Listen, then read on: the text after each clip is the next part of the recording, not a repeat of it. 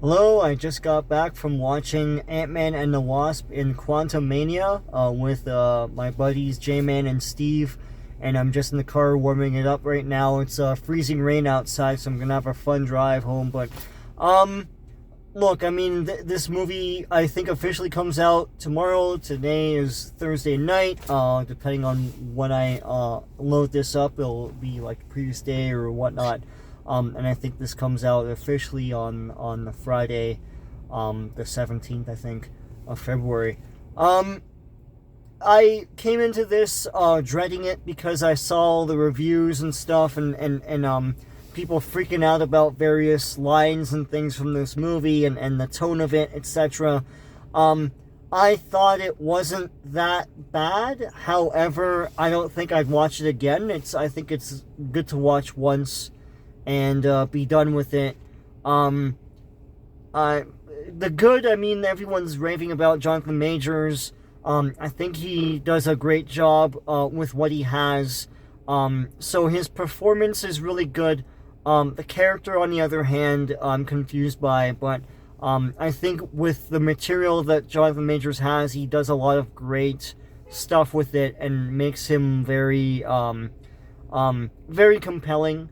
Probably the best thing in this movie.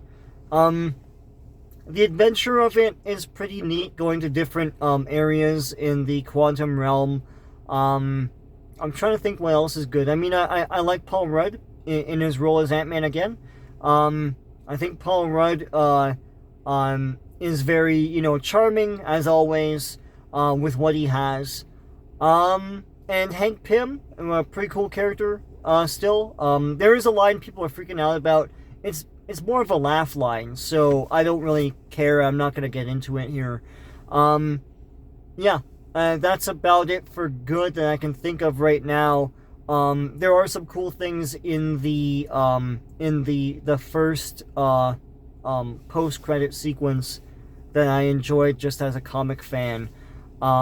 Beyond that, the bad, they dump on Scott Lang in the beginning of this movie for stupid Marvel reasons. It's like everyone's telling him he should do better. He saved the world, and then they belittle that. I hate that kind of thing in these Marvel pictures. It's like the hero can't just be a hero. The quantum realm looks like crap. I knew this going in. The trailers made it look sort of crappy looking. And watching it here, I don't know if it's the theater I'm at, but the screen was way too dark for this environment. It's dark all the time.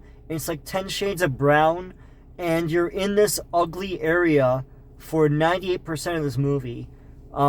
So I really didn't like that. I mean, there are cool creatures and stuff in this film I can't get a chance to see properly because everything's so dark. Yeah, I didn't like that. Kang, I don't get what he's about. I know what he is in the comics, but here it's like he wants to conquer and that's it. There's no underpinning philosophy that makes him interesting like Thanos. He's just a bad guy, and as I said, Jonathan Majors does a good job with the material he has, but it's very mustache twirly, sort of villainy, and not really anything nuanced. So, you can watch this for his performance, but I don't know if you want to pay money in a theater to see it. I really did not like Cassie. Cassie in the beginning does stuff like she gets arrested and then she belittles Scott Lang for doing little, even though as an audience we know that that's not true. So she's not really endeared to the audience that well. I mean, there's nothing endearing. I don't like her at all. And whenever she's in trouble and everyone's like, oh, we gotta save Cassie, I'm like, why? I don't care. You didn't make me like her in the beginning of this movie. And then that is a huge chip throughout the entire film. It's like, well, make her likable. Hope, I don't know what's wrong with Evangeline Lilly's face. She looks like she has cry face for the whole film. Bill Murray's in this movie. Briefly, he does a good job with what he has. But yeah, look, it's an okay adventure to watch once. Whether or not you need to see it in a theater, that's up to you, depending on how much money you want to spend. It's okay. It's not terrible. It's not diarrhea, but it's not great, and it's not a home run. It's not something I want to revisit moments from because they're so fun and endearing. It's okay to watch, not so painful, but I don't know if I really want to watch this again. I think it's overly long at 2 hours and 10 minutes. There's some sequences that run longer than they really should. And yeah, that's about all I have to say. I think the biggest problem with this film is that I still don't get what Kang's about, and he's supposed to be this big threat for the rest of the movies.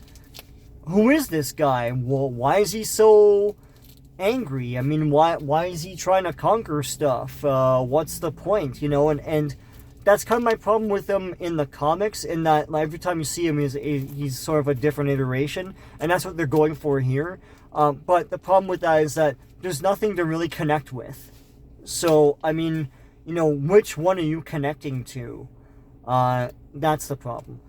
Anyways, that's my mini review of Ant-Man and the Wasp and Quantumania, the first movie of Phase 5 of Marvel, and you can totally see Marvel sort of going down a hill here. Hopefully they can pick up pace with other movies. The next one I think is Marvel's, and that's... I have no hype for that, so we'll see how it goes. Anyways, a lot more reviews of comics and other things coming up soon. So till then, take care.